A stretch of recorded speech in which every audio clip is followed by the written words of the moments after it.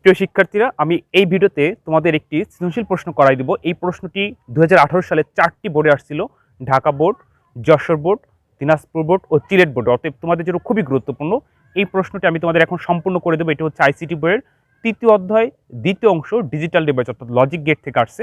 তো দেখো, এই প্রশ্নটি আমি সম্পূর্ণ অ্যান্সার করে দেবো। আশা করি সম্পূর্ণ ভিডিও যদি তোমরা দেখো তাহলে অবশ্যই বুঝতে পারবে, এবং এছাড়া যদি অন্যভাবেও আসে তাও কিন্তু তোমরা করতে পারবে। যেমন কতে বলছে কাউন্টার কি, খতে বলছে নর গেটের সকল ইনপুট একই হলে গেটটি মৌলিক গেট হিসেবে কাজ করে, বুঝিয়ে লেখো। গতে বলছে ওয়াইয়ের মান সত্যক সারণী করো, অর্থাৎ এই ওয়াইয়ের মান আমরা বের করে এটাকে সত্যক সারণী করলে 3 এ 3 পাবো। এটা হচ্ছে গতে বলছে, আমি গহ বোর্ডে করাই দিব। গহতে বলছে এক্স এর সরলকৃত মান নর গেট দিয়ে বাস্তবায়ন করো, অর্থাৎ এই এক্স এর আমরা প্রাপ্ত মান বের করব, এই মানটাকে আমরা সরল করব।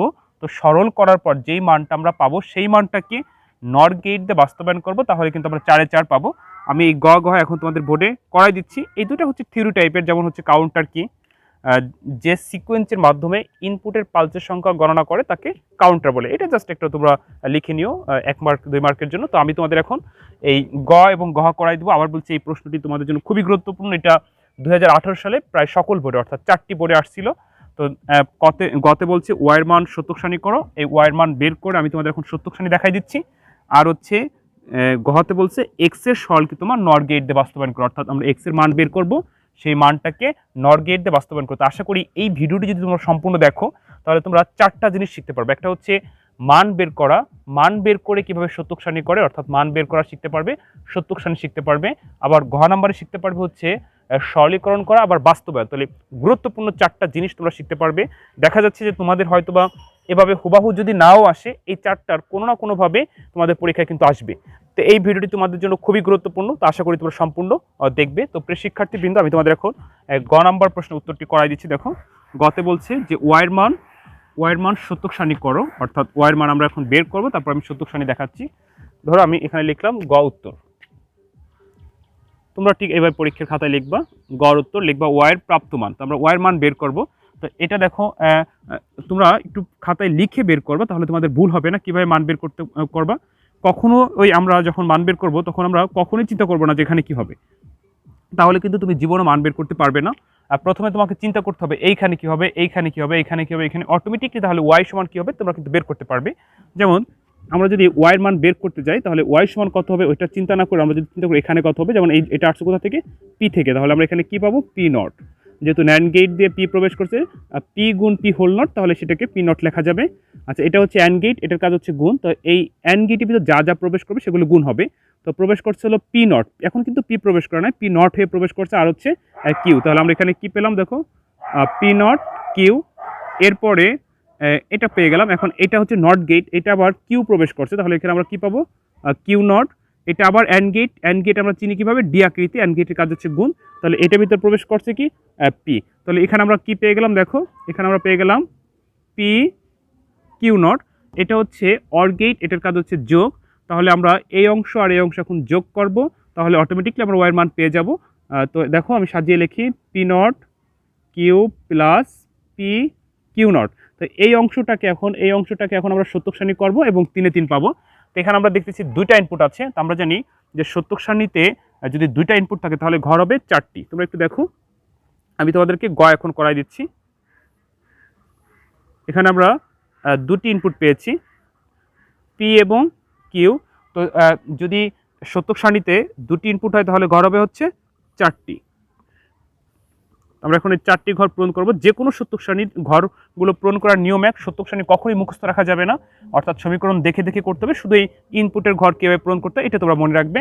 তো এখানে 2টি ইনপুট আছে, তাহলে ঘর হবে 4টি ঘর পূরণ করার নিয়ম। প্রথম ঘরে 2টি শূন্য, 2টি ওয়ান, পরের ঘরে 0 1 0 1।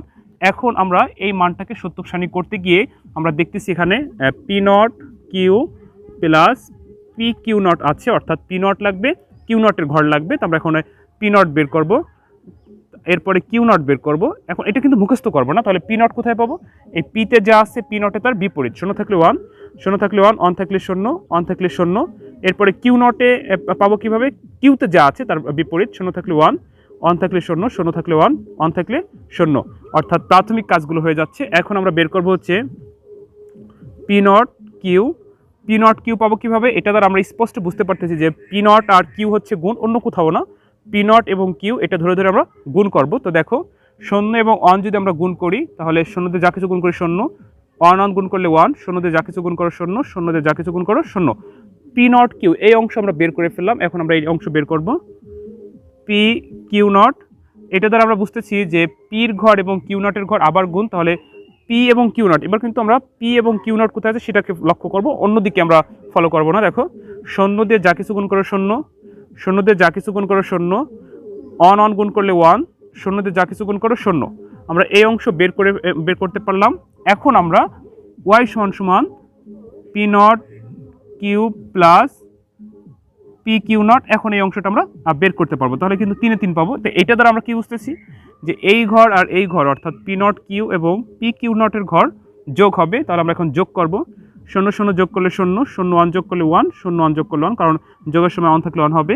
0 0 যোগ করলে 0। এই যে জাস্ট এইটুক করার সাথে সাথে তুমি কিন্তু 3 এ 3 পেয়ে গেলা। তো এটা হচ্ছে গ নাম্বার প্রশ্নের উত্তর।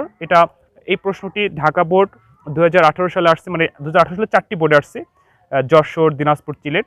তো আশা করি তোমাদের এইভাবে আসবে। তো এই প্রশ্নটি হচ্ছে গতে আসছিল যে ওয়াইয়ের মান সত্যক শ্রেণী কর, আমরা ওয়াইয়ের মান সত্যক শ্রেণী করলাম এবং 3 এ 3 পেয়ে গেলাম।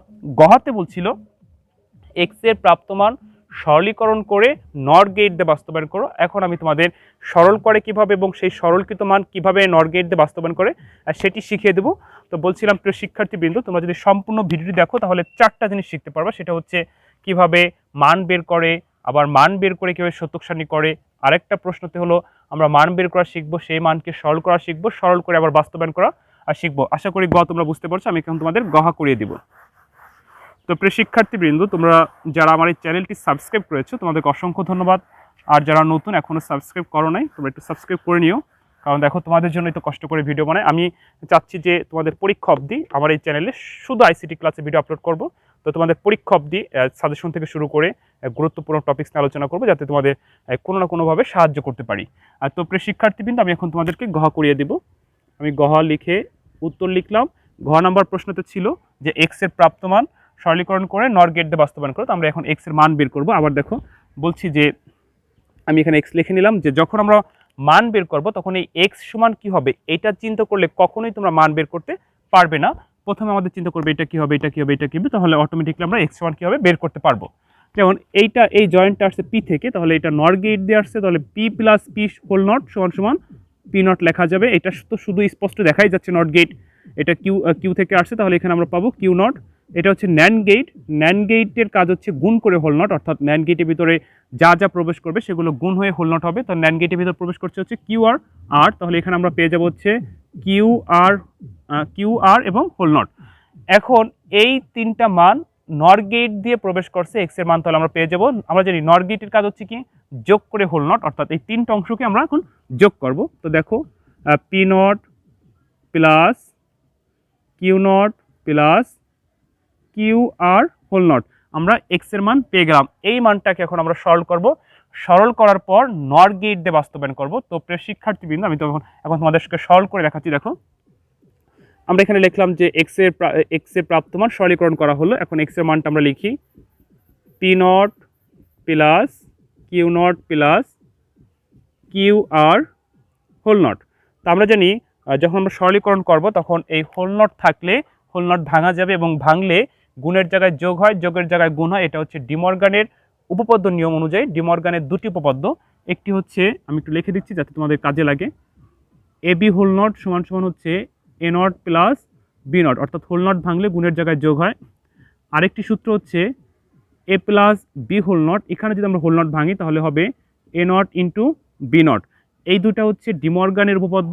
তো এই ডিমর্গানের নিয়ম অনুযায়ী আমরা এখানে এই কাজটি করব, সেটি হচ্ছে এই হোল নটটি ভেঙে ফেলবো, তাহলে Q not plus R not আমরা পেয়ে যাব। তো দেখো কি হয়, P not plus Q not plus, এটাকে যদি আমরা ভাঙি তাহলে আরেকটা Q not plus R not আমরা পাবো।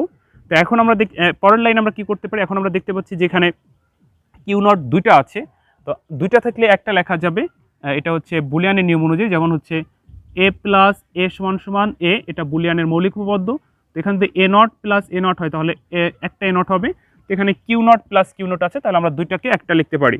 তাহলে এখন আমরা পরবর্তী লাইনে আমরা কি লিখতে পারি, P not plus Q not plus R not, just সরল করা হয়ে গেল। এইটুকু সরল, অনেক সময় দেখা যাচ্ছে যে বাস্তবায়ন আসবে না, শুধু সরল আসবে। তো সরল আসলে তো একেবারে এইটুকু করলেই 3, এই জন্য একটু ছোট সরল দিছে, যার কারণে তোমাদের বাস্তবায়ন করতে বলছে। তো প্রশ্নতে লেখা ছিল যে এক্স এর প্রাপ্তমান নর গেট দিয়ে বাস্তবায়ন করো।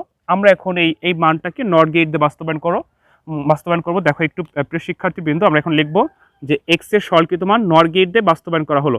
এটা জাস্ট আমি লিখেই দেখি, যে তোমরা একটু লক্ষ্য করো, এক্স এর সরলকৃত মান নর গেট দিয়ে বাস্তবায়ন করা হলো। দেখো আমি কিভাবে বাস্তবায়ন করি সহজে, যাতে করে তোমরা সহজে বুঝতে পারো। নর গেট দিয়ে বাস্তবায়ন করা হলো। তো আমরা এক্স এর মান দেখতে পাচ্ছি কি কি আছে, মানে সরলকৃত মান হচ্ছে P not plus Q not plus R not.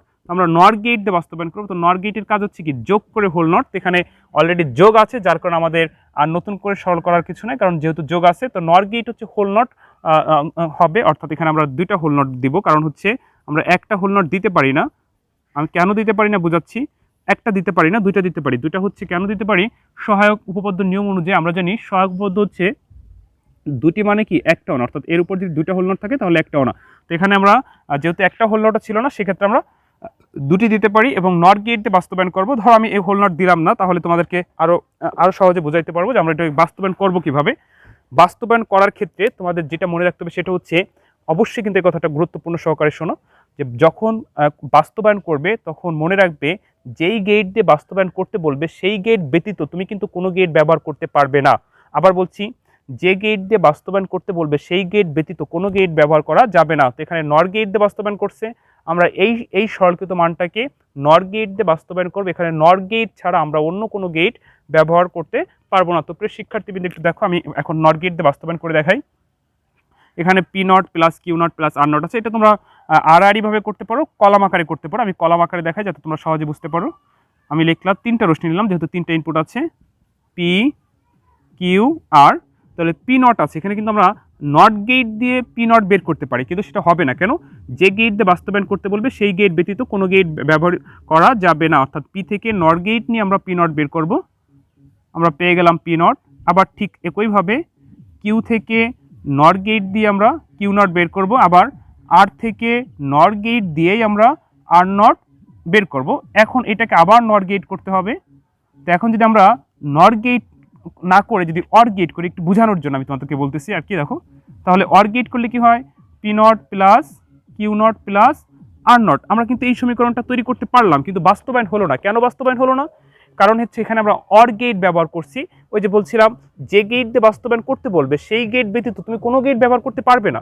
তার মানে এটা অর গেট দিয়ে দিলে মিলে যাবে, কিন্তু তুমি অর গেট ব্যবহার করতে পারবে না। এখানে নর গেটই ব্যবহার করতে হবে। তাহলে নর গেট ব্যবহার করলে কি হবে, একটা হোল নট চলে আসবে।